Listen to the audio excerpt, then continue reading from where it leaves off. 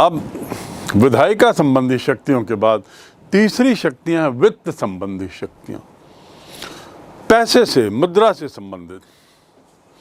प्रत्येक वित्तीय वर्ष के आरंभ में विधानमंडल की स्वीकृति के लिए अनुमानित आय व्यय का विवरण, जिसे हम बजट कहते हैं, उसे प्रस्तुत करना राज्यपाल की जिम्मेदारी है। वैसे वित्त मंत्री से प्रेजेंट करता है, लेकिन जिम्मेदारी किसकी होती है? राज्यपाल की। दूसरा, राज्यपाल राज्य की आकस्मिक निधि अर्थात कंटिंजेंसी फंड से सरकार को व्यय करने के लिए धनराशि देता है। राज्य की आकस्मिक निधि पर राज्यपाल का नियंत्रण होता है, वैसे ही जैसे देश की आकस्मिक निधि पर राष्ट्रपति का नियंत्रण। तीसरा वित्त संबंधी शक्ति जो है तीसरी, वह है कोई सा भी धन विधेयक, जैसे केंद्र में धन संबंधी विधेयक बिना राष्ट्रपति की अनुमति से लोकसभा में नहीं पेश किया जा सकता, वैसे ही राज्य में बिना राज्यपाल की अनुमति कोई सा भी वित्त विधेयक, धन संबंधी विधेयक पेश नहीं किया जा सकता। राज्यपाल की अनुमति आवश्यक है। शक्तियों के बारे में चौथा वर्ग जो है वह है न्याय संबंधी शक्तियों। राष्ट्रपति की न्याय संबंधी शक्तियों की यदि बात करें तो आप देखेंगे कि राज्यपाल की न्याय संबंधी शक्तियां भी मोटा मोटा वही हैं जो राष्ट्रपति की हैं। राज्यपाल विधानमंडल द्वारा जो कानून बनाए गए हैं उनके उल्लंघन के लिए दंडित व्यक्ति को क्षमादान दे सकता है, दंड को कम कर सकता है या कुछ समय के लिए स्थगित कर सकता है, वही जो राष्ट्रपति कर सकता है। राज्य के विधानमंडल के कानूनों के उल्लंघन की स्थिति में सजा याफ्ता की सजा को बदल सकता है। यह राज्यपाल का अधिकार है, पर यह अधिकार का उपयोग मुख्यमंत्री और उनके मंत्रिमंडल की सलाह पर होता है। न्याय संबंधी पहली शक्ति। दूसरी शक्ति है कि राज्य के उच्च न्यायालय के मुख्य न्यायाधीश की नियुक्ति में राष्ट्रपति को सलाह भी देता है, क्योंकि राष्ट्रपति तो केंद्र दिल्ली में बैठे हैं। राज्य के उच्च न्यायालय में जो मुख्य न्यायाधीश किसे बनाया जाए, इसे जानने के लिए राज्य के राज्यपाल के व्यू, उसके मंतव्य, उसके ओपिनियन को राष्ट्रपति जानना चाहते हैं। और कानूनन संवैधानिक रूप से ये प्रावधान किया गया है कि राष्ट्रपति राज्यपाल से व्यक्ति को मुख्य न्यायाधीश बनाने से पहले राज्यपाल से उस व्यक्ति के संबंध में सलाह लेते हैं, मशवरा, परामर्श लेते हैं। तीसरा न्याय संबंधी अधिकार क्षेत्र, उच्च न्यायालय की सलाह से जिला न्यायालयों के न्यायाधीश और अन्य न्यायिक अधिकारियों की पदोन्नति और नियुक्ति होती है। तो जिला न्यायालय संबंधी, जिला न्यायालय के लिए उच्च न्यायालय की सलाह लेना उसके लिए आवश्यक है। जैसा राष्ट्रपति के बारे में पूरा समझने के बाद, राष्ट्रपति के बारे में पूरा पढ़ने के बाद, हमने निष्कर्ष के रूप में राष्ट्रपति की स्थिति के बारे में अध्ययन किया। संवैधानिक दृष्टि से राष्ट्रपति कहाँ रहता है, कहाँ है। खासकर प्रधानमंत्री से यदि उसकी तुलना की जाए तो उसकी स्थिति क्या है, देश के शासन प्रशासन में राष्ट्रपति की क्या स्थिति है। उसी प्रकार राज्य में भी पोजीशन ऑफ द गवर्नर या रोल ऑफ द गवर्नर जानना जरूरी है। राज्य में राज्यपाल की क्या स्थिति रहती है। राज्यपाल को अंग्रेजी में गवर्नर कहते हैं। तो गवर्नर की क्या स्थिति होती है राज्य में, मुख्यमंत्री के सामने या राष्ट्रपति के सामने या प्रधानमंत्री के सामने। भारत एक संघ है, यूनियन ऑफ स्टेट्स अर्थात संघ, फेडरेशन जिसका वास्तविक अनुवाद है federation. India is a federal country. Bharat एक संघ है और संघ में जैसा मैंने बताया राज्यों के मिलकर काम, राज्य मिलते हैं और एक राष्ट्र का निर्माण करते हैं। यानी ऐसा नहीं माना जाता कि एक राष्ट्र को हमने राज्यों में बांटा गया। सच्चाई तो यही है कि एक राष्ट्र को हमने राज्यों में बांटा है व्यावहारिक दृष्टि से, लेकिन संवैधानिक दृष्टि से भारत के ढांचे में ये बात स्पष्ट की गई कि भारत एक संघ है, एक फेडरेशन है जो राज्यों के मिलने से एक देश बना है। इसके क्यों कारण, ऐसा क्यों किया गया, क्या बातें हैं, इस पर हम किसी अन्य अध्याय पर अध्ययन करेंगे। फिलहाल इतना हम जानें कि संघ राज्य संबंध अर्थात केंद्र और राज्यों के संबंध को मजबूत करने, सुदृढ़ करने में राज्यपाल की भूमिका बहुत महत्वपूर्ण होती है। वो तो दोनों के बीच में एक लिंक है, कड़ी है। जो संवाद है केंद्र और राज्य के बीच का संवाद, उस संवाद के बीच में कहीं राज्यपाल आते हैं। यदि हम उसकी भूमिका की बात करें तो राज्यपाल की भूमिका के बारे में सबसे पहली बात यह जानना जरूरी है कि पहला तो वो राज्यपाल की स्थिति संवैधानिक प्रधान के रूप में। संसदीय परंपरा में राज्य की वास्तविक शक्ति मुख्यमंत्री और उसके मंत्रिपरिषद में वास्तविक शक्ति, वैसे ही जैसे केंद्र में वास्तविक शक्ति प्रधानमंत्री और उसके मंत्रिमंडल में है, उसी प्रकार राज्य में वास्तविक शक्ति तो मुख्यमंत्री के हाथ में। इसलिए राज्यपाल को मंत्रिपरिषद के परामर्श के अनुसार ही काम करना होता है, जैसा राष्ट्रपति के मामले में है। दूसरा, राज्यपाल की स्थिति संवैधानिक प्रधान से अधिक कब होती है? परिवर्तित या बदलती हुई राजनीतिक परिस्थितियों में हमने देखा है कि राज्यपाल ने संवैधानिक प्रधान से अधिक भूमिका निभाई है। कहीं पर वह मात्र संवैधानिक प्रधान नहीं रह गए। कई ऐसे मौके आए हमारे गत 70 वर्ष के इतिहास में, स्वतंत्रता के बाद, जब हमने पाया कि राज्यपाल कुछ ज़्यादा ही संवैधानिक मुखिया होने से कुछ ज़्यादा ही हो जाता है। अनेक परिस्थितियों में राज्यपाल स्वविवेक से निर्णय लेने लगे।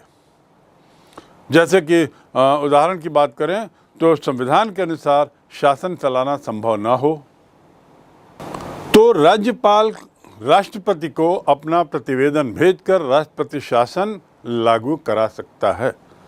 मैंने पूर्व में इसका जिक्र किया था जब मैंने बात की थी कि आपातकाल घोषणा में राज्यपाल की भूमिका यही है, उसकी भूमिका।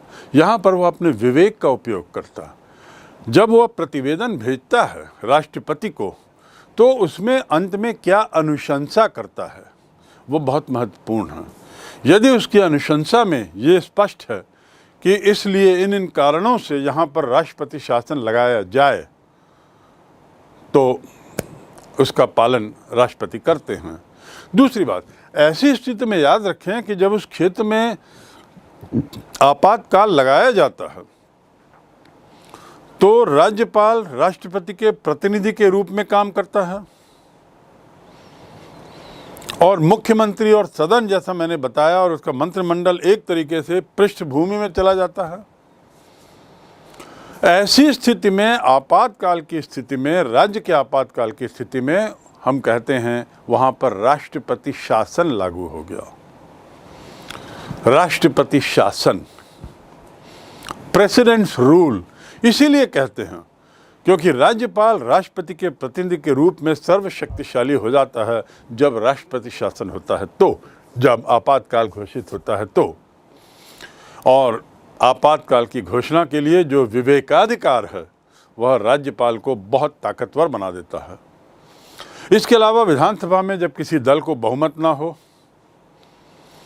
तो विवेक से वो किसी ऐसे व्यक्ति को मुख्यमंत्री बना सकता है जिस पर उसका विश्वास है कि वह बाद में बहुमत हासिल कर लेगा। कुछ अन्य दलों को जोड़ तोड़कर उसमें यदि उसको क्षमता दिखाई देती है उस व्यक्ति में तो राज्यपाल उस व्यक्ति को मुख्यमंत्री बना सकते हैं। वैसे ही जैसे केंद्र में ऐसी स्थिति उत्पन्न होने पर राष्ट्रपति किसी व्यक्ति को प्रधानमंत्री बना सकते हैं। ये बहुत महत्वपूर्ण अधिकार है और इसीलिए हम कहते हैं कि राज्यपाल की स्थिति संवैधानिक प्रधान से कुछ अधिक ही ऊपर है, बहुत महत्वपूर्ण है। तीसरी बात जो उसकी स्थिति को और स्पष्ट करती है, राज्यपाल की स्थिति को, वह है कि राज्यपाल जो है वह संघीय सरकार का प्रतिनिधि है। संघीय सरकार अर्थात केंद्र सरकार जो राष्ट्रपति के मातहत काम करती है, तो उनके प्रतिनिधि के रूप में राज्यपाल की सबसे महत्वपूर्ण भूमिका होती है। वह उनकी आंख है, राज्य में केंद्र के लिए आंख का काम करता है। An eye and ears for the center। संघीय सरकार द्वारा राज्य को सौंपे गए जो कार्य हैं, जो निर्देश हैं, उनका पालन राज्य सरकार कर रही है कि नहीं, इस पर राज्यपाल नज़र रखता है। बारंबार राज्य सरकार को इस बात के लिए चेताता है, आग्रह करता है, समझाइश करता है कि वे इन निर्देशों और इन कार्यों को पूरा करें जो संघीय सरकार के आदेश पर आए हैं। तो इस प्रकार वह केंद्र सरकार के प्रतिनिधि के रूप में राज्य सरकार पर एक तरीके से दबाव बनाने का भी काम करता है। भूतपूर्व राष्ट्रपति डॉक्टर शंकर दयाल शर्मा, उन्होंने कहा था कि राज्यपाल की जिम्मेदारी पहले से बहुत ज़्यादा बढ़ गई है और सच्चाई भी यही है। उन्हें तनाव और संकट के इस वातावरण में निष्पक्ष होना, साथ ही स्वतंत्र निर्णय लेने की क्षमता होना, पारदर्शी होना और संविधान का रक्षक बनकर काम करना होगा।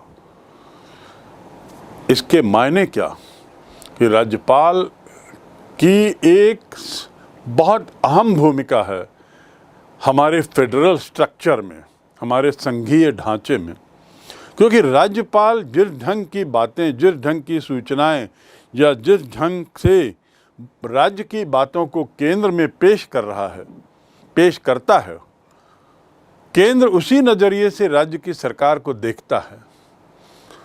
तो केंद्र और राज्य सरकार के बीच में एक तालमेल, सामंजस्य बैठाने का बहुत अहम कार्य राज्यपाल के हाथ में है और ये बात राज्यपाल को अति महत्वपूर्ण बनाती है किसी भी संघीय ढांचे में, भारत में खासकर।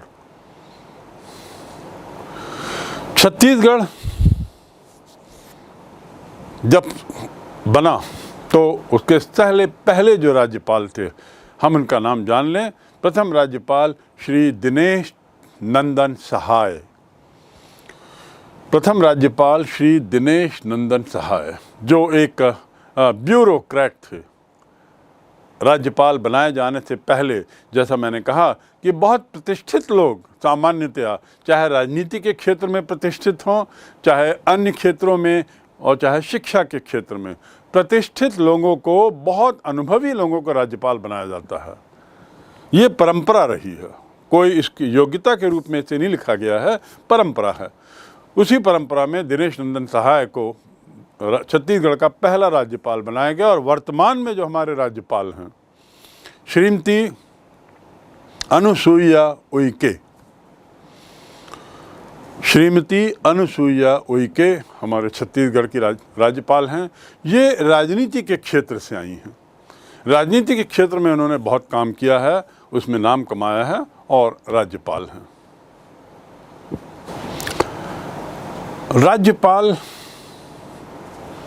राज्यपाल की स्थिति governor versus president of India,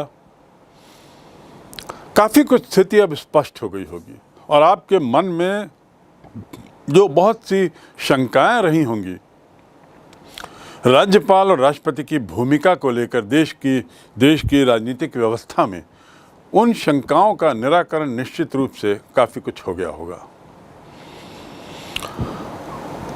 प्रधानमंत्री ताकतवर क्यों होते हैं और कैसे होते हैं, इस पर भी आपको स्पष्ट रूप से अब समझ आ गई होगी। देश के मामले में जहां हमने प्रधानमंत्री की बात की, तो अब चलिए हम राज्य के मामले में मुख्यमंत्री की भूमिका को जानें। जैसे राष्ट्रपति और राज्यपाल में केवल नाम का अंतर दिखाई देता है, मोटा मोटा वही अंतर प्रधानमंत्री बनाम मुख्यमंत्री में है। प्रधानमंत्री के लिए जो बातें हमने पढ़ी, आप पाएंगे कि लगभग वही बातें सब मुख्यमंत्री पर लागू होती हैं। अंतर केवल यही कि प्रधानमंत्री राष्ट्रीय स्तर पर और मुख्यमंत्री क्षेत्रीय स्तर पर, राज्य के स्तर पर कार्य करते हैं। तो अब हम बढ़ते हैं मुख्यमंत्री, चीफ मिनिस्टर के बारे में कुछ जानें। राज्य की मंत्रिपरिषद का मुखिया मुख्यमंत्री, राज्य की कार्यपालिका का वास्तविक प्रधान मुख्यमंत्री, राज्य का जो प्रशासनिक ढांचा है उसमें उसकी वही स्थिति है जो केंद्र में प्रधानमंत्री की है, इसमें कोई दो मत नहीं। जैसे राज्य के वास्तविक प्रशासनिक ढांचे में जो स्थिति राज्यपाल की है, केंद्र में वही स्थिति राष्ट्रपति की। आपको याद होगा कि प्रधानमंत्री की नियुक्ति कैसे होती है और कौन करता है। कमोबेश वही स्थिति राज्य में है। संविधान का अनुच्छेद 164 मुख्यमंत्री की नियुक्ति राज्यपाल करते हैं। व्यवहार की दृष्टि में राज्यपाल के द्वारा मुख्यमंत्री उसे ही बनाया जा सकता है जो राज्य के सदन में, विधानसभा में बहुमत दल का नेता हो। जैसे केंद्र का सदन या केंद्र का पार्लियामेंट लोकसभा कहलाता है, ऐसी राज्य में लोकसभा जैसी जो व्यवस्था है उसे हम विधानसभा कहते हैं। ये यहाँ जान लें। केंद्र में जो स्थिति लोकसभा की है, राज्य में उसी का पैरेलल विधानसभा है। तो विधानसभा के बहुमत दल के नेता को ही राज्यपाल मुख्यमंत्री नियुक्त करता है। और जब कभी ऐसी स्थिति आ गई कि बहुमत न मिला हो किसी दल को, तो विवेक के आधार पर राज्यपाल किसी को भी नियुक्त कर सकता है, इस उम्मीद में कि शीघ्र ही कुछ दिनों के अंदर इस व्यक्ति में यह क्षमता है कि वह जोड़ तोड़ करके बहुमत हासिल कर लेगा। इस उम्मीद में कि राज्यपाल को लगता हो कि इस व्यक्ति को ज़्यादा से ज़्यादा राजनीतिक दल समर्थन देंगे और मिले जुले समर्थन के बल पर यह व्यक्ति बहुमत हासिल कर लेगा। इसके अतिरिक्त राजमंडल के बाहर से यदि किसी को नियुक्त करता है तो कर सकता है। राष्ट्रपति भी कुछ विशेष स्थिति में सदन के बाहर से भी किसी व्यक्ति को प्रधानमंत्री बना सकते हैं। ऐसे ही यहाँ भी राज्य की स्थिति में भी किसी भी व्यक्ति को वह मुख्यमंत्री बना सकता है, परंतु उसे अपनी नियुक्ति के 6 माह के अंदर विधानमंडल के किसी सदस्य, किसी भी सदन का सदस्य बन जाना अनिवार्य है, अन्यथा उसे अपने पद से त्यागपत्र देना पड़ेगा। कमोबेश आप पाएंगे कि जहाँ प्रधानमंत्री लिखा है वहाँ पे मुख्यमंत्री पढ़ें, जहाँ पे संसद लिखा है वहाँ विधानसभा पढ़ें, और बाकी सब नियुक्ति के मामले में वही है जो प्रधानमंत्री की स्थिति है, मुख्यमंत्री की स्थिति भी वही है। ये राज्य के मामले में मुख्यमंत्री का कार्यकाल कितना होता है? सामान्यतया 5 वर्ष। और 5 वर्ष क्यों? क्योंकि विधानसभा का कार्यकाल 5 वर्ष होता है।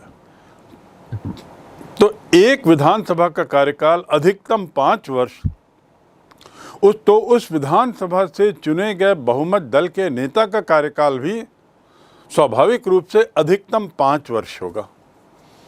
लेकिन चाहे तो उससे पहले त्यागपत्र दे दे, चाहे तो स्थितियां बदलती स्थिति में मुख्यमंत्री बदल जाएं, लेकिन विधानसभा वही रहे। अर्थात व्यवहार की यदि हम बात करें, प्रैक्टिस की, तो हम देखेंगे कि मुख्यमंत्री का कार्यकाल विधानसभा के विश्वास पर निर्भर करता है।